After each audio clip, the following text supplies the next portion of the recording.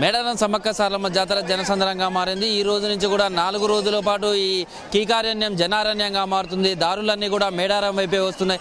ఈసారి రాష్ట్రం ఆవిర్భావం తర్వాత తొలిసారి వస్తున్నటువంటి మేడారం జాతర కావడంతో ప్రభుత్వం కూడా ప్రతిష్టాత్మకంగా తీసుకుంది। జాతరకు సంబంధించి కూడా ప్రధానంగా ట్రాఫిక్ లాంటి సమస్యలను ఏర్పడకుండా కూడా ముందు జాగ్రత్తలుగా 6 రూట్లను ఏర్పాటు చేయడం, తర్వాత 1 వేలు ఏర్పాటు చేయడంతో ఈసారికి మాత్రం కొంత ట్రాఫిక్ సమస్య తక్కువగానే ఉందని చెప్పొచ్చు। ఇప్పటికే భారీ ఎత్తున కూడా భక్తులు తరలి వస్తున్నారు। ఈ రోజు సాయంత్రం 4 గంటల తర్వాత సారలమ్మ కన్నెపల్లి నుంచి తీసుకురావడంతో ఈ మహాజాతర ఘట్టం ప్రారంభమవుతుందని చెప్పొచ్చు। ఈ రోజు సారలమ్మ వచ్చే క్రమంలో కూడా అమ్మవారిని తీసుకొచ్చే కుంకుమ బరిలో తీసుకొచ్చే క్రమంలో కూడా ఆ పూజారులు తమ వైపు నుంచి కనుక తొక్కితే తమను ముట్టుకుంటే చాలు తాము అనుకున్నటువంటి కోరికలు నెరవేరుతాయి, తర్వాత సుదీర్ఘ కాలంగా ఉన్నటువంటి రోగాలు కూడా తగ్గుతాయని కూడా భక్తుల నమ్మకం। దీంతో ఆ కన్నెపల్లి ప్రాంతం అంతా కూడా ఈరోజు సాయంత్రం జనసంద్రంగా మారుతుంది।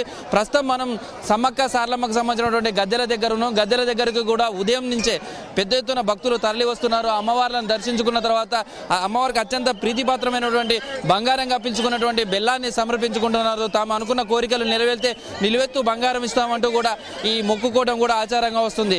అయితే ఎక్కడా లేని విధంగా కూడా ఇక్కడ ఒక ఆచారం కొనసాగుతుంది। మొత్తం ట్రైబల్ ఆచారం ప్రకారమే ఇక్కడ ఈ జాతర అంతా కొనసాగుతుందని చెప్పొచ్చు। ఆసియాలోనే అతి పెద్ద జాతరగా కూడా ఇప్పటికే మేడారం గుర్తింపు పొందింది। మేడారం సంబంధించి కూడా తమ సంబంధించిన వారి ఆత్మ గౌరవానికి ప్రతీకగా కాకలు తీరినటువంటి కాకతీయులను కూడా ఎదురెడ్డి గిరిగీసి నిలబెట్టినటువంటి గొప్ప చరిత్ర ఈ సమ్మక్క సారలమ్మదని చెప్పొచ్చు। తమ ఆదివాసీలకు సంబంధించినటువంటి వారి కోసం వారు ఫైట్ చేయడం, ఆ తర్వాత యుద్ధంలో కూడా నేల కొరికి ఇక్కడ ఉన్న గిరిజనులందరికీ కూడా తమ ఆరాధ్య దైవాలుగా ఆ సమ్మక్క సారలమ్మలు కూడా నిలిచారు। సమ్మక్క సారలమ్మకు సంబంధించినటువంటి 4 రోజుల పాటు కూడా ఈ మహాజాతర అత్యంత వైభవంగా కొనసాగుతుంది। ఈ జాతర సమయంలో కూడా ఇప్పటి వరకు జాతరకు ముందే గతంలో భిన్నంగా ఈసారి జాతరకు ముందే ఇప్పటి వరకు 30 లక్షల వరకు కూడా భక్తులు అమ్మవార్లను దర్శించుకోవడానికి వచ్చారని కూడా అధికారుల లెక్కల ప్రకారం తెలుస్తున్నాయి। ఈ 3 రోజులు అంటే ఈ రోజు సారలమ్మ వస్తుంది, రేపు సమ్మక్క, ఎల్లుండి ఇద్దరు కూడా గద్దెలపై కూడా ఉండి భక్తులను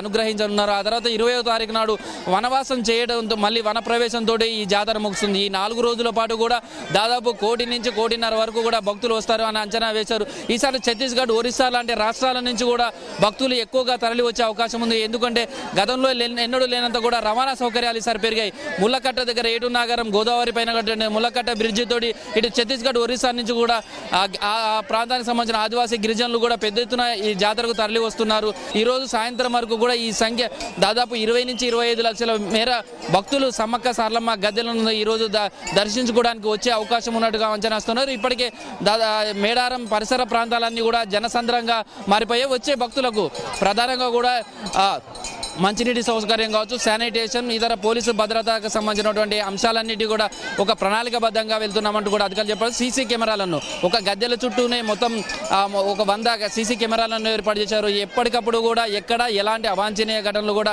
జరిగినా ఎమ్మడే తక్షణమే సహాయం అందించేందుకు కూడా కావాల్సినటువంటి రిస్కీ టీమ్స్ అన్నింటినీ కూడా ఏర్పాటు చేశారు। మొత్తం 30,000 మంది సిబ్బంది వివిధ శాఖలకు సంబంధించినటువంటి వాళ్ళందరూ కూడా ఈ విధుల్లో మేడారం జాతర విధుల్లో ఉన్నారని చెప్పొచ్చు।